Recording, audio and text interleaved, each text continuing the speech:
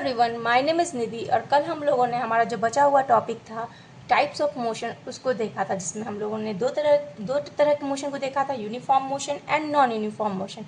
अब हम लोग हमारा जो मेन टॉपिक है motion in a straight line उसमें आगे बढ़ते हैं। तो जब हम लोग motion in a straight line को पढ़ेंगे तब हम लोगों को उसके अंदर बहुत सारे पॉइंट्स देखने को मिलेंगे। तो उन सब टर्म्स को वन बाय वन करके हम लोग देखते जाते हैं। तो पहला टर्म आएगा रेफरेंस पॉइंट। तो रेफरेंस पॉइंट क्या होता है?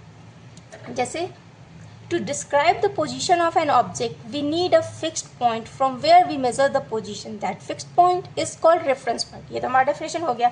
अब हम लोगों को समझना है रेफरेंस पॉइंट क्या होता है। तो पहले इस चीज़ को देखते हैं। ये एक ऑब्जेक्ट है, रोड पे पड़ा हुआ है, ये 5 किलोमीटर दूर है। ये 5 किलोमीटर दूर कहाँ से दूर है? किस पॉइंट से 5 किलोमीटर दूर है? ये क्वेश्चन तो राइज होगा।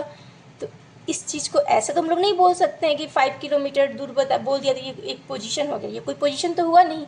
किस पॉइंट से ये 5 किलोमीटर दूर है वो पॉइंट हमारा क्या कहलाएगा? Reference point. यहाँ पे हम लोग श्योर नहीं है कहाँ से है, लेकिन यहाँ पे जैसे मैंने उस ऑब्जेक्ट को यहाँ रखा, ये पॉइंट ए से 5 किलोमीटर दूर है, ठीक है।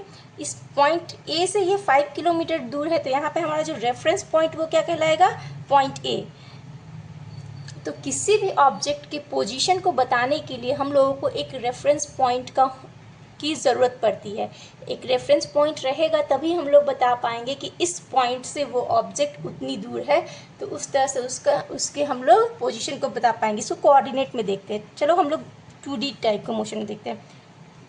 सपोज करो ये वाई एक्सिस है, ये एक्स एक्सिस है, ठीक है। ये ऑरिजिन है। तो सपोज करो ये ऑब्जेक्ट कहीं यहाँ पे है। ये जो ऑब्जेक्ट है आपका, ऑब्जेक्ट को हम लोग एक्स मान लेते हैं, दोनों ओ होगा तो कन्फ्यूज़न होगा।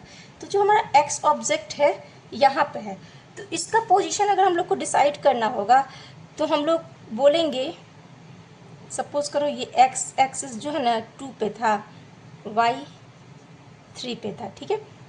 तो इसके पोजीशन को डिस्क्राइब करने के लिए हम लोग कैसे डिस्क्राइब करेंगे? एक्स से वो कितनी दूर है? 2। पहले हम लोग एक्स को लिखते हैं, फिर वाई को लिखते हैं। और वाई से कितनी दूर है? 3।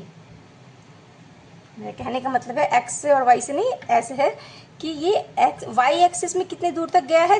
3 तक। और एक्स एक्सिस में कितने दूर तक गया है? 2 तक। तो 2 और 3 इसका क्या हो जाएगा? पोजीशन डिस्क्राइब कर रहा है। यहाँ पे हमारा रेफरेंस पॉइंट क्या है? 0 0 से हम लोग देख रहे थे। 0 0 में एक्स की तरफ कितना चला हुआ है? 2। वाई की तरफ कितना चला हुआ है? 3। तो ये पोजीशन हो जाएगा इस एक्स ऑब्जेक्ट का, ठीक है।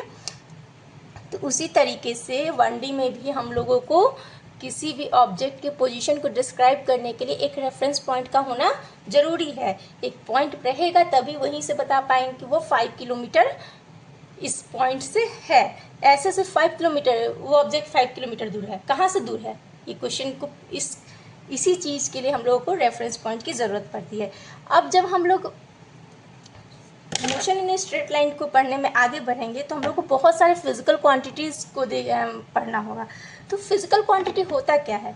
प्रॉपर्टी ऑफ अ मटेरियल और system that can be measured.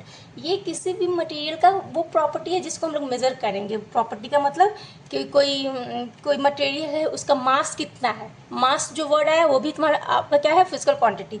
कितना लंबा है ये भी क्या होगा? Physical quantity. किस स्पीड से चल रहा है ये भी क्या है? फिजिकल क्वांटिटी है।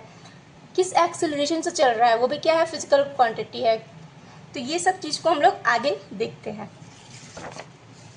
वैसे तो फिजिकल क्वांटिटी को उतना डिटेल में आप लोग को 9th में नहीं पढ़ना है, फिर भी मैं थोड़ा सा इसके बारे में बता देती हूँ, फिर मैं अपने टॉपिक पे आ जाऊँगी। तो यहाँ पे हम लोग फिजिकल क्वांटिटी के टाइप्स को देखते हैं। तो हमारे पास 2 तरह के फिजिकल क्वांटिटी होते हैं। एक होते हैं स्केलर क्वांटिटी और एक होता है वेक्टर क्वांटिटी। तो स्केलर क्वांटिटी क्या होता है इसको देखते हैं। जब फिजिकल क्वांटिटी की हम लोग बात करते हैं जिसमें सिर्फ और सिर्फ मैग्नीट्यूड की बात कर रहे होंगे, जिसमें सिर्फ और सिर्फ मैग्नीट्यूड का ही इंपॉर्टेंस होगा, उसको हम लोग क्या कहेंगे? Scalar quantity. जैसे मास किस टाइप, आप कभी किसी से पूछोगे कि 2 किलो आलू in north direction, in south direction, in upward direction, in downward direction, ऐसे बोलते हो? नहीं ना। तो मास के साथ डायरेक्शन का कोई मतलब है नहीं। तो ये हमारा क्या है? स्केलर क्वांटिटी है। कोई भी चीज़ का लेंथ क्या होता है? स्केलर क्वांटिटी होता है। स्पीड क्या होता है? स्केलर क्वांटिटी होता है। आगे हम लोग और भी चीज़ देखेंगे। चलो अब हम लोग वेक्टर क्वांटिटी पे आ जाते हैं।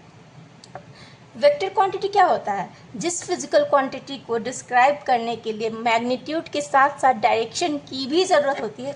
ये चीज़ को आप लोग मत देखो, फॉलो ट्रायंगल लॉ और पैरेललोग्राम लॉ ऑफ एडिशन, ये सब हम लोग आगे चल करके हायर क्लासेस में देखेंगे, यहाँ तक हम लोग देखते हैं। The physical quantity having magnitude as well as direction is known as vector quantity. तो वैसे फिजिकल क्वांटिटी जिसमें मैग्नीट्यूड के साथ साथ डायरेक्शन की भी इंपॉर्टेंस होती है, उसको हम लोग क्या कहते हैं? Vector quantity. जैसे फोर्स हो गया, अगर किसी फोर्स क्या कॉज करता है? मोशन कॉज करता है।